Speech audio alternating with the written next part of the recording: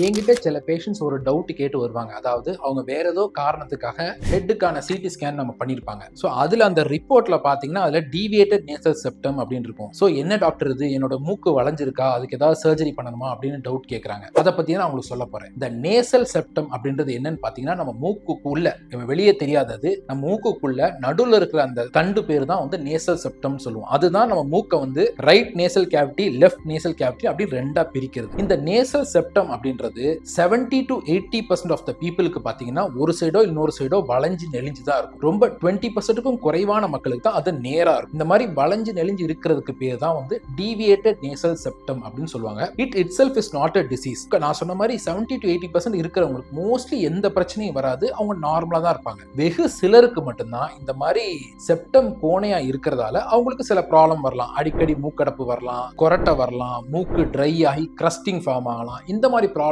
வெகு சிலருக்கு தான் வரும். ஸோ அவங்களுக்கு தான் நம்ம வந்து ட்ரீட்மெண்ட் தேவையை ஒழிய எந்த பிரச்சனையும் இல்லை, அவங்களுக்கு நேசல் செப்டம் கோணையா தான் இருக்கு, டிவியேட்டடா தான் இருக்கு, பட் எந்த ப்ராப்ளம் இல்லாத பட்சத்தில் அவங்களுக்கு எந்த ட்ரீட்மெண்ட்டும் தேவையில்லை. ஸோ யாருக்கு ப்ராப்ளம் இருக்கோ, நேசல் செப்டம் டிவியேஷனால ப்ராப்ளம் இருக்கோ அவங்களுக்கு தான் நம்ம ட்ரீட்மெண்ட் பண்ணணும். சாதாரணமா ஏசிம்டமேட்டிக்கா இருக்கிற பேஷண்ட்ஸ்க்கு எந்த ட்ரீட்மெண்ட்டும் தேவையில்லை. சரி, என்ன ட்ரீட்மெண்ட் அப்படின்னு கேட்டீங்கன்னா இது வந்து ஒரு structural problem. So structural problem மாத்திரை மருந்து கொடுத்தா சரி பண்ண முடியாது. ஒரு சின்ன அறுவை சிகிச்சை மூலமா இதை கரெக்ட் பண்ணிடலாம்.